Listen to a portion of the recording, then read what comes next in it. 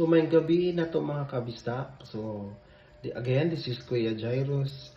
Magahatag na po ninyo og tips unsay angay dapat buhaton or about ideas sa real estate. So before I'll start, motto ay kalimot og follow sa akong YouTube channel, Kuya Jairus. And of course, ayaw kalimot og follow, comment or share ani nga post. So, akong ihatag karon nga tips is all about property na gibaligya naka-mother title pa. So, in my own idea lang, based on my experience, kung ako yung mo decide, dapat mo palit tag property, limpyo na, clean title. So, kung naka-mother title na, dapat nanay approve subdivision plan. Approve subdivision plan meaning gitipak-tipak na ang yuta ngalan ngadto na sa mga anak. Ngalan nga to sa mga anak, after dapat nanay titulo tag sa tagsa nila. Then nanay titulo tag sa tagsa nila, dapat nanapoy tax declaration per lot. So kada title na ay tax declaration pod na equivalent. Then mao na imong pangayon karon. So ang pangayunan nimo kung maigsik mo mupalit jud kagikan sa mother lot, dapat title sa ngalan sa nagadil, kauban ang iyang tax declaration, tax clearance. Mangayo ka katong title, dapat certified true copy. Certified true copy lang sa before mag-deed of sale, pero magpermahay nag-deed of sale like diretso ka 50% down payment or full payment, pangayua ang owner's copy sa title, meaning katong original na copy. Kay dili na ka maka-transfer sa padong sa ngalan nimo kung wala tong original or owner's copy na title.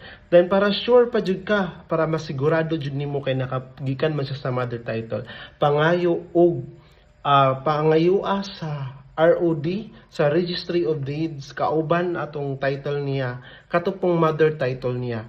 Pangayua dito sa ROD, makita nimo dito ang iyang certified true copy if canceled na ba na nga title or wala pa.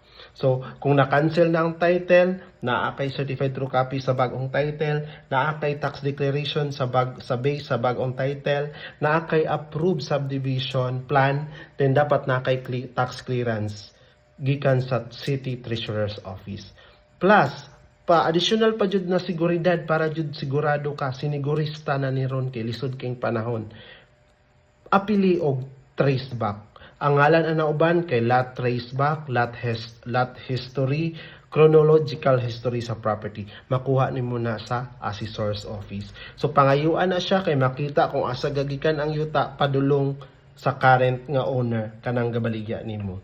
So hopefully clear tanan no, nakahatag ra ko, nakatabang ra ko o nakahatag ra ko maayo nga idea para sa mga mupalitay og yuta or para sa naay deal nga yuta diha nga gusto na jud untang paliton kay higam na kay nga paliton kay mao lagi barato ra or mao na.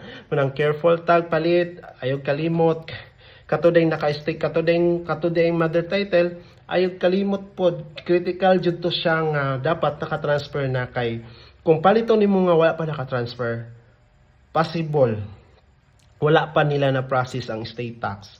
So kung wala na process ang state tax na siya bayron nun, i-process na nila sa BIR. Kaya requirement na siya para ma-transfer na pod siya padulong ngadto sa new owner o dito sa mga heredero. So critical jud kayo mo palit ka kung naka-mother title patay na, kinanglan na pod sila state tax, naka-process state tax. Kaya ang state tax manggod dili lang siya applicable ana nga property kundi applicable sa tanang property nga na enrolled registered properties ana nga patay nga tao. So very very critical kay lisod na maglabad ang imong ulo kay maapil ka, ikaw may ma-stress ka kay gusto ka ma-transfer na dili ma-transfer kay daghan pa kay angay buhaton unya lisod kay pangitaon kung kinsa tong mga kaliwata or ang uban magtulod-tulod labi na kay naay bayron nun. Hopefully clear, hopefully sa mga sa nangayo og advice ani, hopefully nakatabang ko. Basta again, mauna siya ideal scenario based on my experience, mauna na ako ikatambag. Pero kung palit kag property, depende pud na sa imong risk appetite. kung unsa ka kakuan. So kung willing ka musugal, mupalit ka nga wala pay title sa name sa buyer as a seller, dito pa sa mother title, it's up to you. Pero better katong nga akong gisulti nga tips mo'y imong pangayon para walay labad sa ulo. Or better, before mag-execute, any mga any amount, any transaction involves money, better consult legal. Yun lang po. Good evening.